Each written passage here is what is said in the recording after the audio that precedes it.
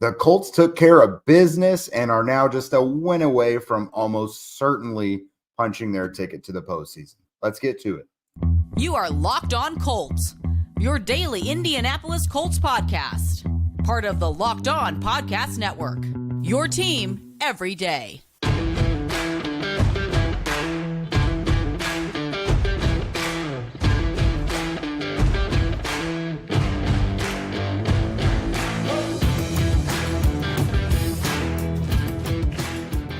What up, what up? Thanks for tuning in and making us your first post-game listen of the day.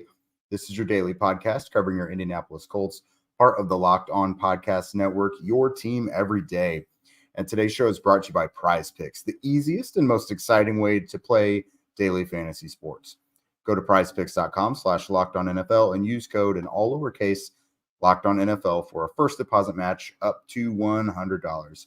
What's up, everybody? This is Jake Arthur and Zach Hicks from horseshoehuddle.com, and we are here to talk about the Colts' 23-20 win over the Raiders here at beautiful Lucas Oil Stadium.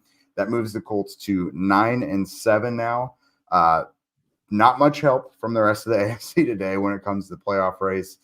Still very much in the thick of it, but it turns next week's contest against the Texans basically into a playoff game.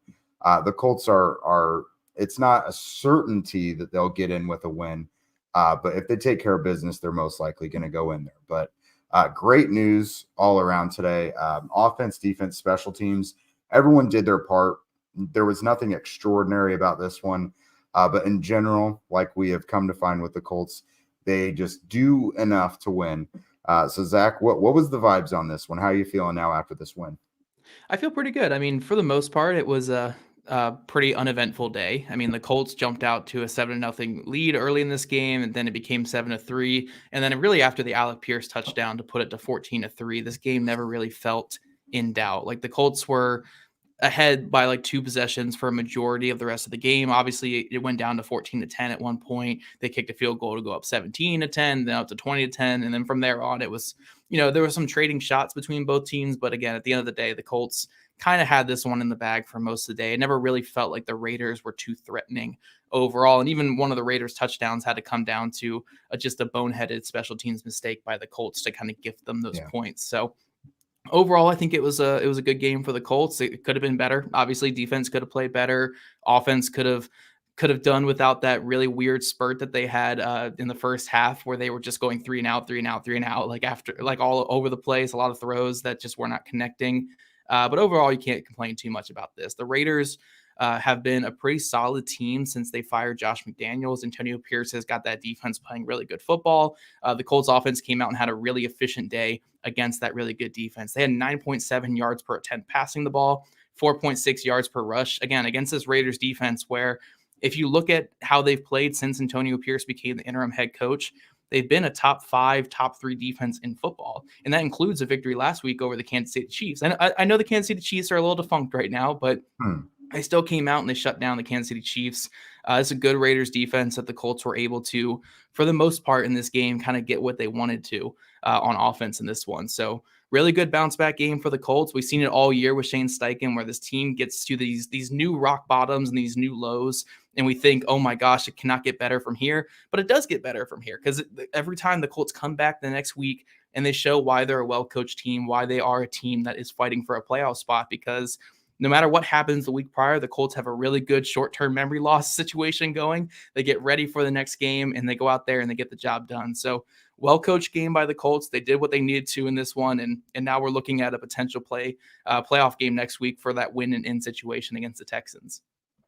Yeah, I think we're really used to seeing a pretty high level of chaos from this team, and even their opponents when they win, or when the Colts lose or win. But this one actually pretty clean. No turnovers in this one. Sack numbers were under control for everybody. It just literally was kind of a ho-hum day that the Colts eventually came out on top. And I was a bit worried going into this one because this Raiders team, like you mentioned, winners of 2 in a row. They've been playing a lot tougher, a lot better under Antonio Pierce. Beat the Chiefs, like you mentioned, absolutely dismantled the Chargers, 63 points, franchise record just 2 weeks before that.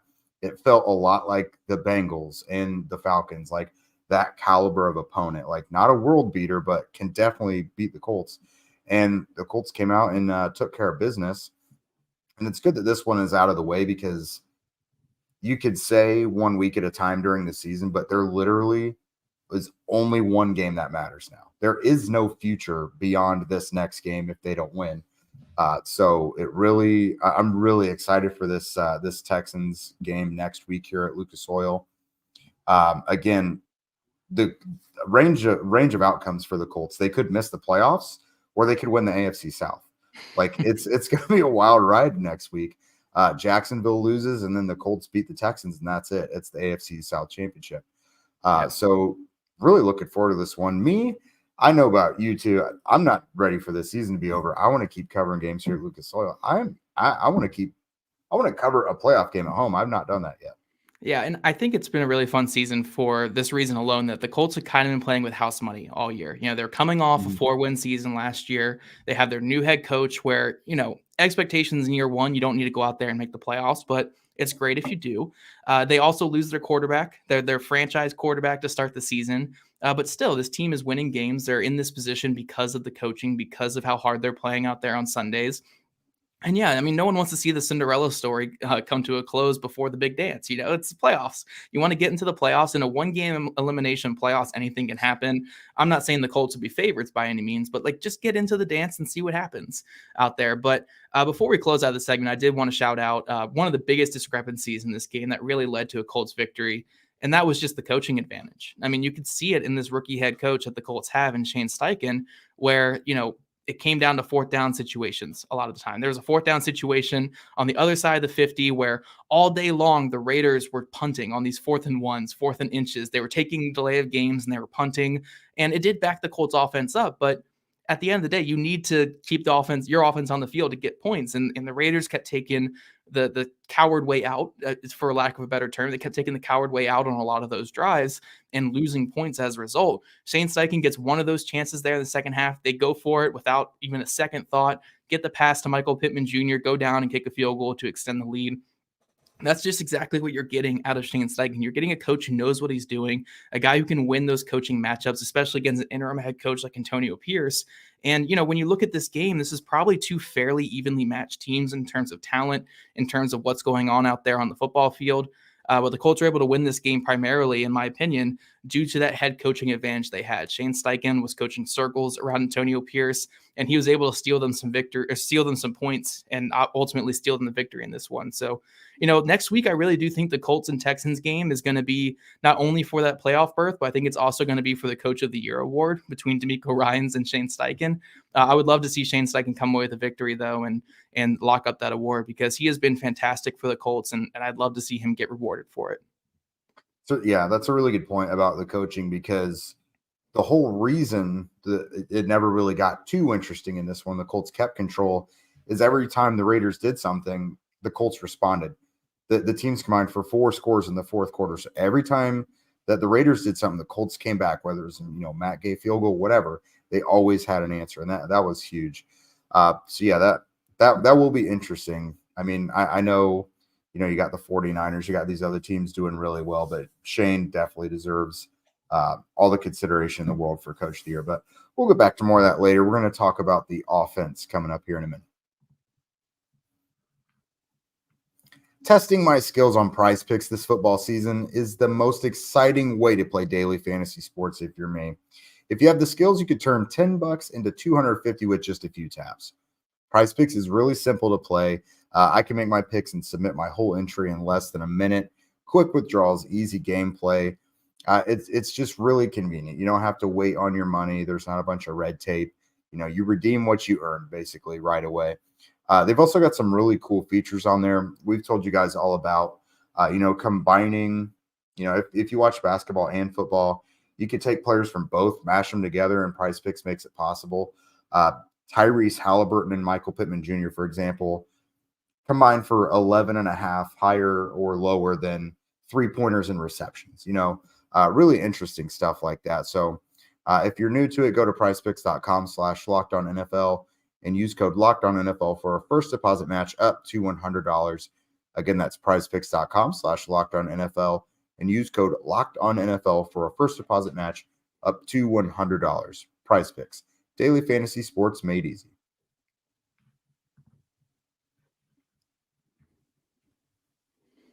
Alrighty, guys, we are talking Colts offense in this one. I think this is a more optimistic segment than what we're going to say about the Colts defense. Now, again, I don't think either side of the ball played terribly for the Colts at all. I mean, obviously they got the win in this one, but I really do think the Colts offense was the driving force of this victory. They did enough against a really, really good Raiders defense that was playing some lights out football in recent weeks. I mean, if you look at this Raiders defense coming to this game, they had 4 defensive touchdowns over the last 2 games. They held the Chargers and the Vikings to really low point totals. They held the Vikings to a 3-point game 3 weeks ago. And then obviously against the Kansas City Chiefs, right before this game, they had Pat Mahomes just all over the place in that one. But the Colts were able to stay efficient and effective in this one, 9.7 yards per attempt, 4.6 yards per rush on the ground. Gardner Minshew, again, a little bit of a dry spell there in the first half, a little bit in the early parts of the first half, but outside of that, really strong game from him. 15 of 23 for 224 yards and a touchdown.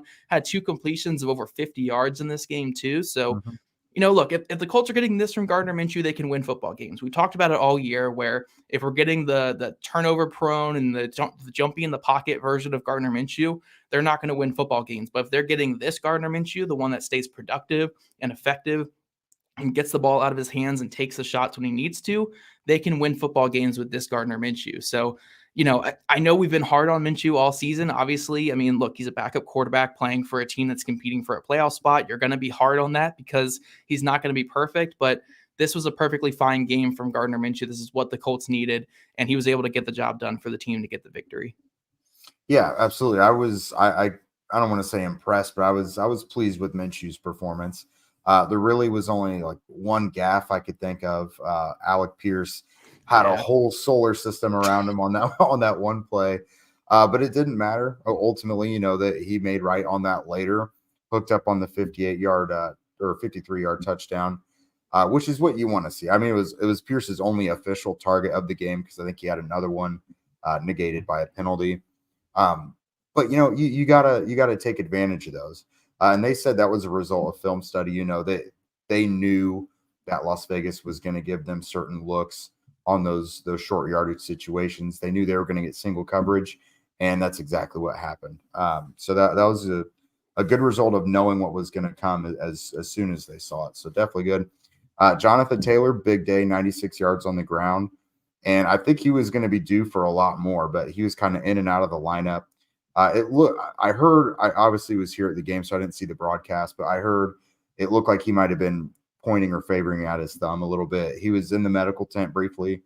After the game, Shane Steichen said there were no injuries to report, but still, Trey Sermon did come in and spell him a little bit. So really big game for Taylor, broke off for 3 or 4 nice runs up the middle. So big game for him. Sermon, 32 yards on 5 carries. Efficient football from Gardner Minshew and a solid run game, really sparked by Braden Smith returning. That was huge. And containing Max Crosby as much as you can, that helped a lot. But I thought that was huge towards the Colts having some offensive success.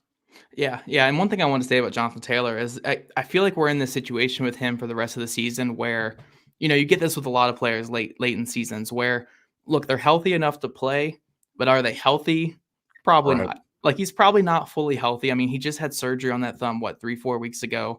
It's not going to be in a perfect place where every single down it's going to be feeling great.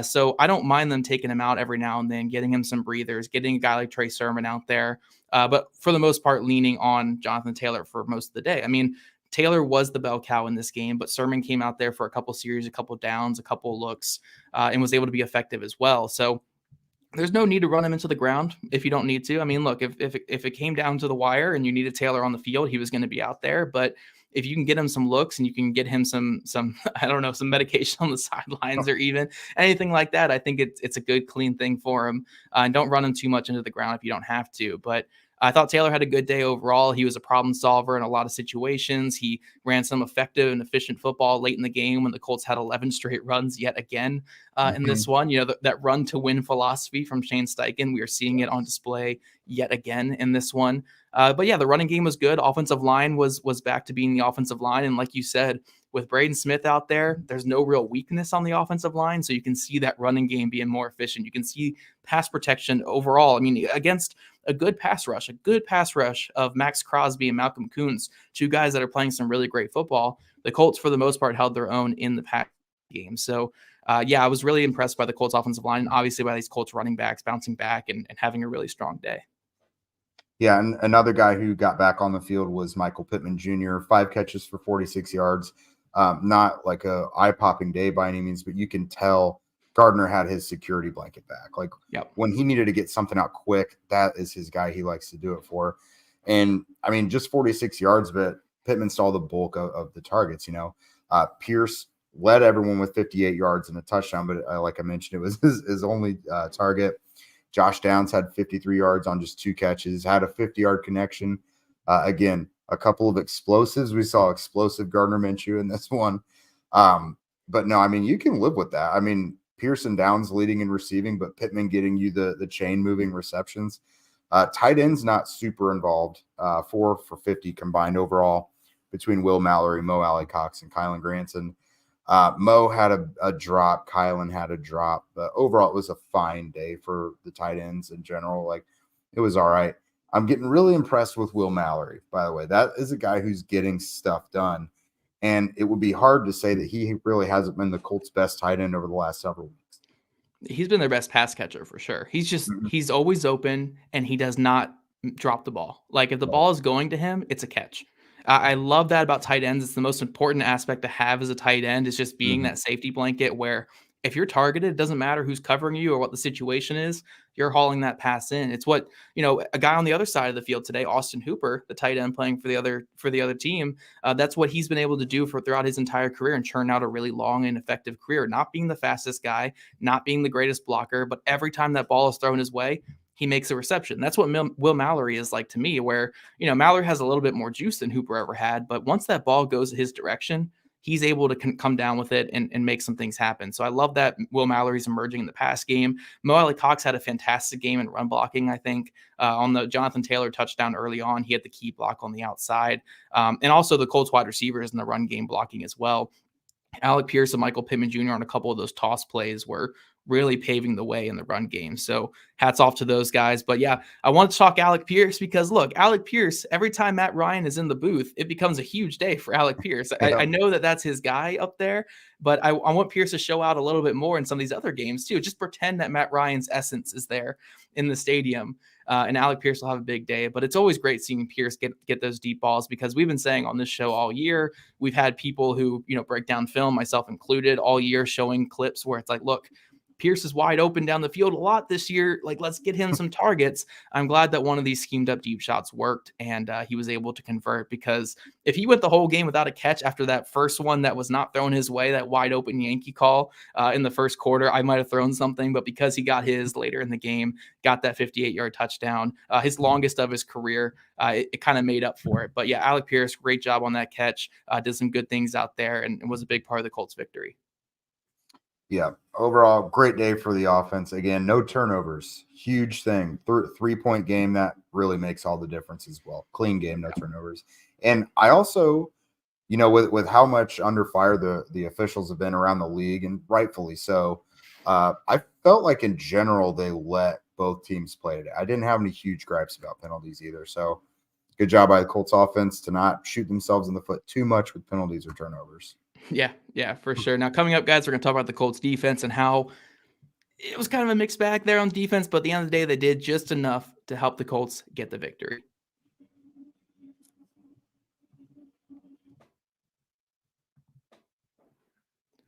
But first, the NFL regular season is wrapping up, but there's still time to get in on the action with FanDuel, America's #1 sportsbook. Right now, new customers get $150 back in bonus bets guaranteed when you place a $5 bet. That's $150 back in bonus bets, win or lose. The app is so easy to use that even someone like me can use it. There's so many different ways to bet, like live same game parlays. Find bets in the new Explore tab too, so you can just go to the parlay hub and just do whatever you need to from that hub there. It really is the best way to find those popular parlays too, because those parlays are where you can really win the big bucks. So visit FanDuel.com/lockedon and make your first bet a layup with FanDuel. FanDuel, official partner of the NFL.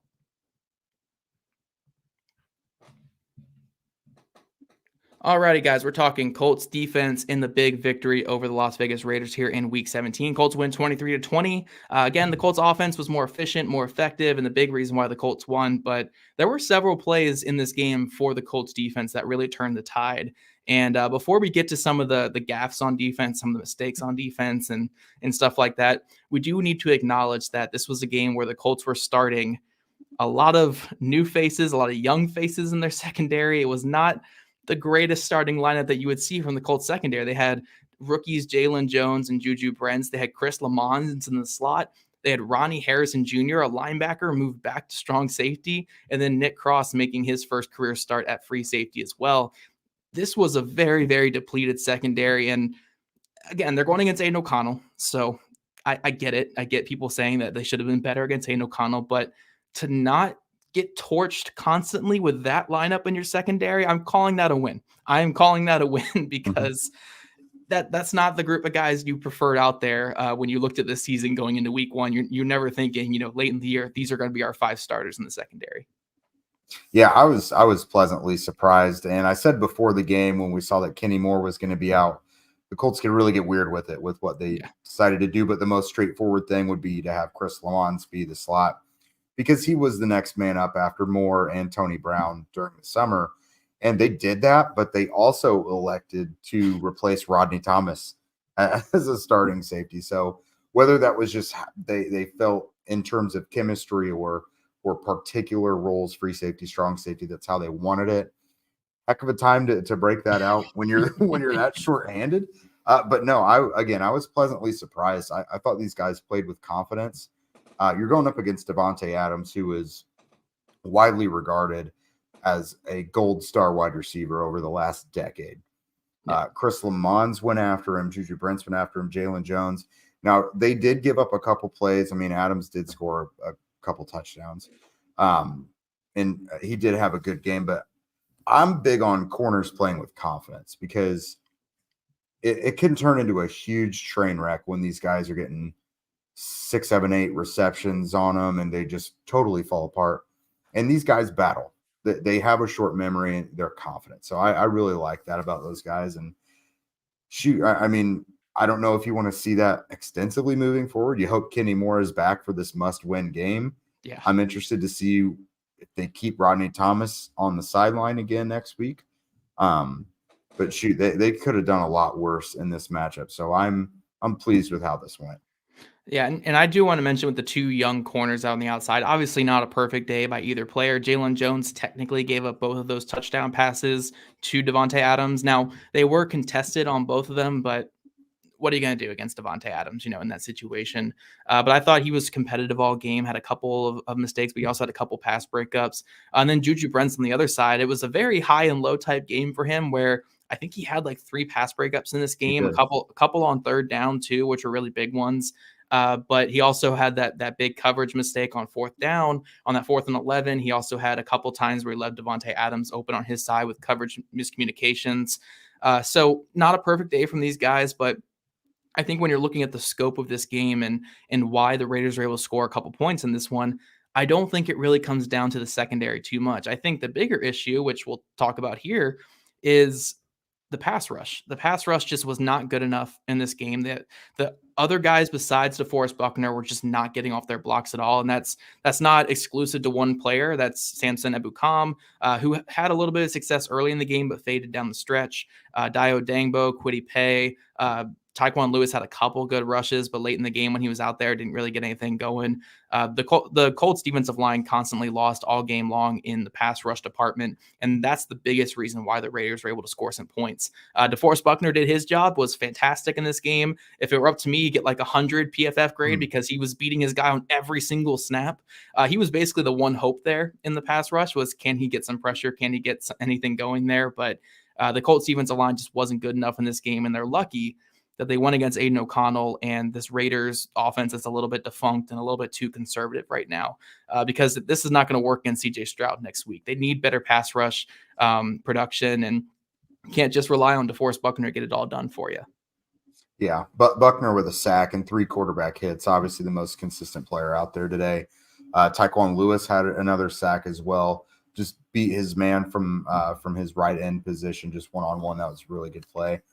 But yeah, I don't know how many times we can say this, and it's so weird for a team that broke its own like Indy era franchise record for sacks in a season can just have these huge lulls where they're just not getting any pressure at all.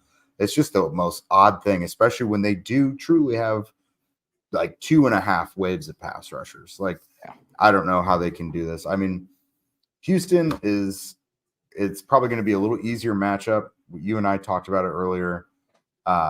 6 sacks for the Colts against the Texans in week 2. I don't think they're going to get 6 again, but it's an offensive line that's really banged up. I think you mentioned Laramie Tunsil got hurt today as well.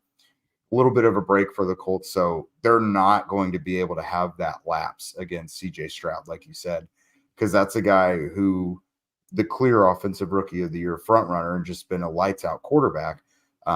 He's not Aiden O'Connell, basically. And we saw what they could do with Nico Collins, and Noah Brown has had some really nice performances as well. Dalton Schultz, they just really have to turn that one up as well. So yeah, that's the secondary is what it is. We don't know what it's going to look like, but the pass rush can do it a huge favor just by simply being more consistent. Yeah, and I don't want to talk all doom and gloom about this Colts defense. I mean, at the end of the day, they were a special teams mistake, a major special teams mistake away from only allowing 13 points in this game. And even one of those other touchdowns for the Raiders came kind of in garbage time at the end of the game. It was still kind of feasible for the Raiders to win that game, but onside kicks haven't been recovered in like 8 years at this point. So when it comes down to an onside kick, you're probably not going to win the football game. But it's a game that really could have gone the other way for the Colts. I mean, look, if you're playing against a more aggressive head coach than what the Raiders had out there, or you don't make a couple of those 3rd and shorts or 4th and short type stops that they made, we're looking at a very, very different football game. So look, at the end of the day, the Colts got the job done. They were able to get those 3rd and short stops. They got a couple key pass breakups and a couple key pressures on the quarterback, a couple good run stops. And they were able to get a couple of bounces to go their way. But this type of defense is not good enough going against the Houston Texans next week. So we're going to be excited now. They got the win. They're going to get a winning season coming off a 4-win year last year. They get a winning season with a rookie coach and a backup quarterback. That's something to be proud of and excited about with this Colts team. They're playing for a potential division victory next week. But there are some things that we need to look at throughout the course of this week with this Colts team for them to still improve on to make that the playoffs possible. But overall, big win for the Colts. Colts offense carried the day today like they needed to. Colts defense, despite being really shorthanded in the secondary, did enough to get the win. Now it's the big week against the Houston Texans and CJ Stroud and just taking care of business again next week. Yeah, well, all I know is, I mean, we're going to have a lot of stuff for you guys. We're going to talk to the guys of Locked On Texans as well, bring you all the coverage we can. But this is going to be a really big week for the Colts. And again, we're excited to bring you wall-to-wall coverage of it. Yep. So remember, guys, before we close out today, remember to check out the Locked On Sports Today YouTube channel, which is the first ever national sports 24/7 streaming channel on YouTube. And you guys know we're going to be back with you all week this week, talking Colts, talking Texans, getting ready for this big playoff matchup between the two teams. So if you don't already, follow at Locked On Colts, at Jake Arthur NFL, and at Zach Hicks 2, all on Twitter. Also subscribe to us on YouTube where we list your podcasts. We'd love your guys' ratings and reviews. And we'll see you guys back here bright and early on Tuesday morning.